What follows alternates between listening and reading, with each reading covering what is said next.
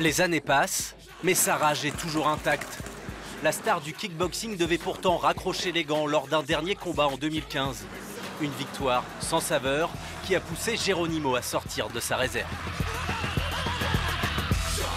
Je me dis, putain, à 46 ans, je suis encore là avec FR3, chez moi, avec des gants en main à 8h30 le matin, en pleine Normandie, c'est rigolo quand même. Non, je me sens très bien. Ouais. Retour gagnant en K1 cette année au Japon. Le pays qui l'a sacré roi. Jamais rassasié, Jérôme Le Banner travaille également la lutte au sol pour briller en MMA, la discipline du combat total.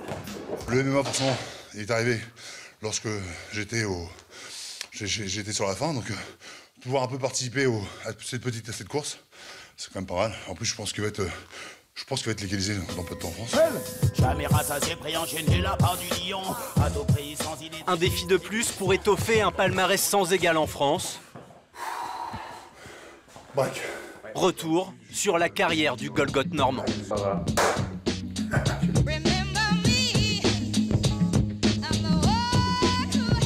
La violence, elle fait partie de notre ADN.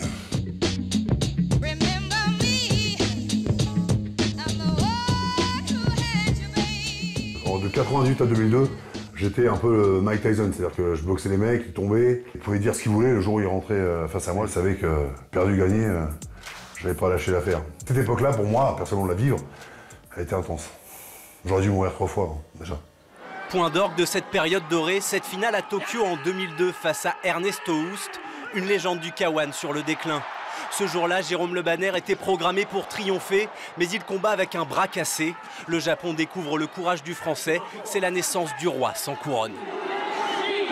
À ce combat-là, je pense que même si j'ai perdu, il m'a donné toutes les lettres, il m'a donné mes lettres de noblesse, encore maintenant au Japon. Il me casse le bras à la deuxième reprise et que je vais jusqu'à pratiquement la fin de la troisième, et puis bon, moi je peux plus parce que avec la force d'un mec comme Ernest Hoost, le Hollandais, qui à l'époque a gagné 4 fois le tournoi, bon, bah, il l'a vu de suite, hein, il l'a tapé 1 fois, 2 fois, puis bon, là, ça a recassé une deuxième fois, et ça a recassé une 3e fois. C'est-à-dire que là, j'avais des os qui se baladaient dans le bras. Donc il a fallu 2-3 opérations avec une broche, avec une greffe osseuse. Donc, puis comme moi, j'étais pas le patient le plus patient.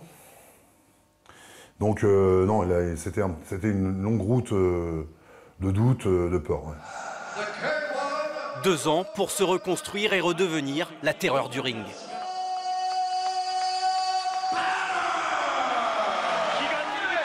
Et cette période où tu es intouchable, qu'est-ce qui fait la différence par rapport aux autres combattants? La folie que je commence un petit peu à ressentir un peu en ce moment. Cette folie où tu regardes pas en arrière. Tu regardes que devant, tu regardes pas dans la rétro. Et tu t'arrêtes pas au faux vert. De bon augure pour ses prochains combats. Là encore, le Havrais ne laisse pas de place au doute. 1, ça va bien se passer. Et de 2, ça va très bien se passer. Champion charismatique, Le Banner attire rapidement les lumières du 7e art.